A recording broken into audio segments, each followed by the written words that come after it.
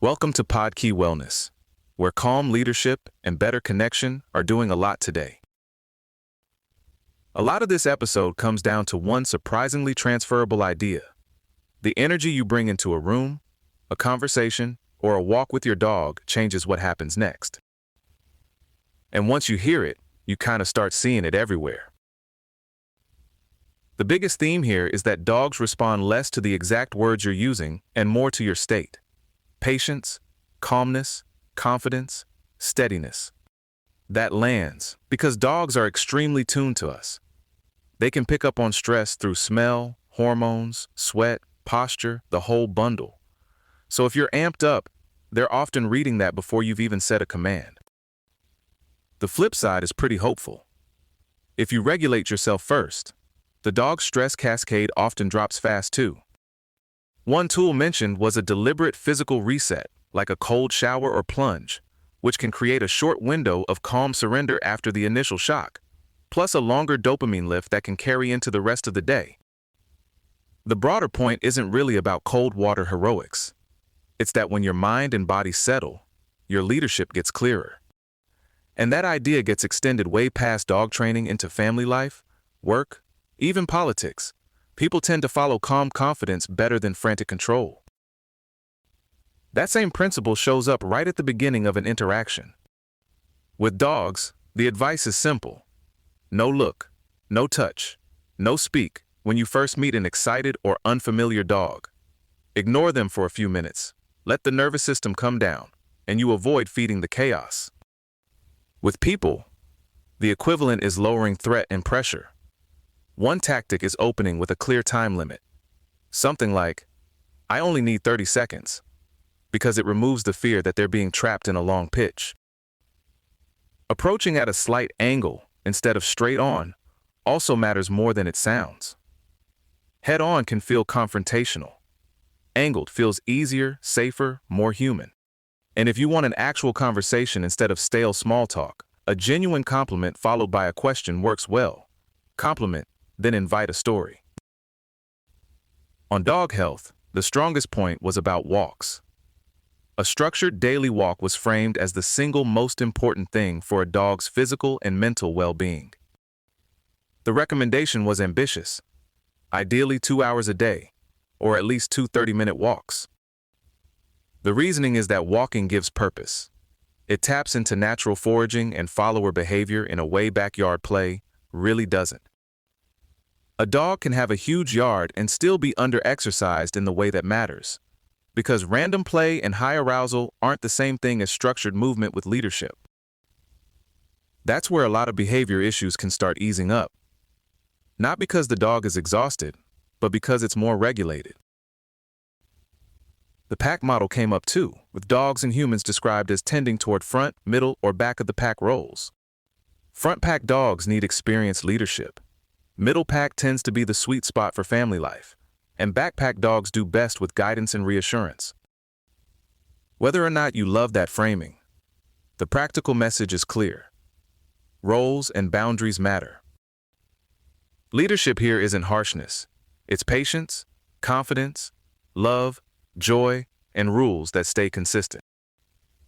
The warning was against over-humanizing dogs as little furry roommates with no limits. Families can mean well, overindulge affection, blur the roles, and accidentally put the dog in charge. And once that happens, anxiety, reactivity, and safety problems can follow. Boundaries protect the dog as much as the people. There was also a useful reminder that reproductive policies aren't universal. Different countries handle spay and neuter very differently. Parts of Scandinavia were mentioned as much less automatic about it, Australia as more regulated, and the US as strongly shaped by overpopulation concerns. So the takeaway wasn't one-size-fits-all advice. It was that decisions should reflect local norms, population pressures, and the specific dog.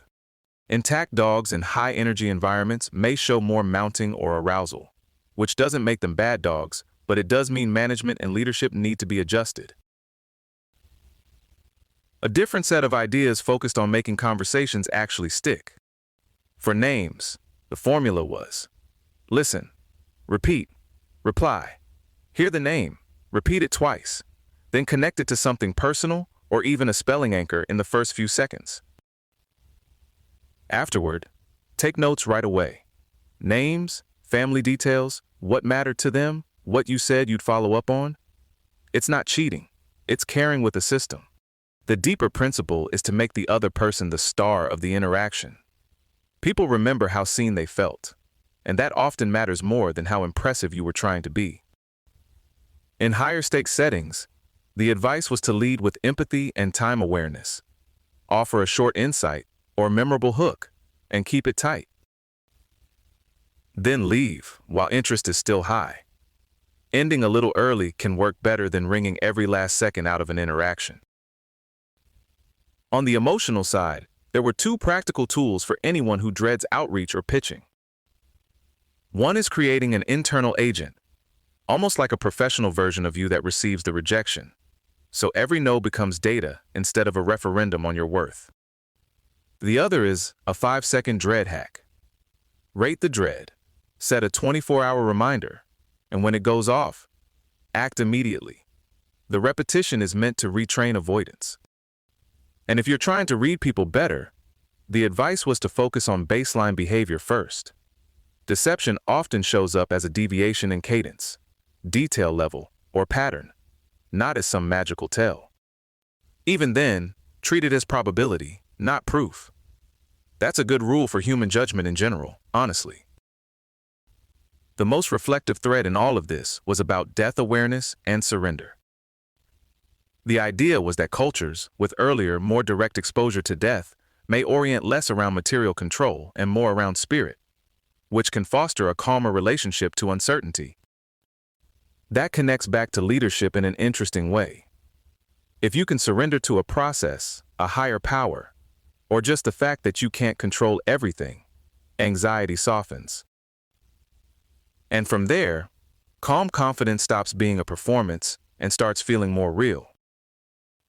That's the thread running through all of this. Regulate yourself. Lead clearly. And a lot of other things get easier. Thanks for spending a little time with Podkey Wellness. This episode was generated by Podkey. Create your own at podkey.fm.